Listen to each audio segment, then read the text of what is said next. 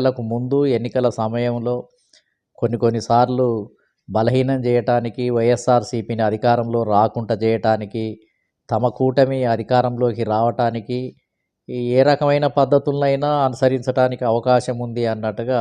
అప్పుడు అనుసరించటం కొంతవరకు సరే అని అనుకోవచ్చు. కానీ ఎన్నికలలో ఓడిపోయి ఏదైతే కూటమి గెలిచిందో చంద్రబాబు, అదేవిధంగా పవన్ కళ్యాణ్, బీజేపీ కూటమి గెలిచిన తర్వాత కూడా ఇంకా ఏదో ఎన్నికల క్యాంపెయిన్‌లో జగన్‌ను ఓడించాలి, లేదా దాని నామరూపాలు లేకుండా చేయాలి అనే ఒరవడి, అదే స్పిరిటు ఎన్నికలలో కొనసాగించినటువంటి స్ఫూర్తిని, అదే వాతావరణాన్ని ఇంకా కంటిన్యూ చేస్తున్నట్టుగా కనిపిస్తూ ఉంది. అందుకనే తర్వాత ఎన్నికలు అయిన తర్వాత కూడా లడ్డు విషయాన్ని మరి తెర మీదికి తీసుకురావటం, పవన్ కళ్యాణ్ అయితే ఒక అడుగు ముందుకు వేసినట్టుగా నేను సనాతన ధర్మ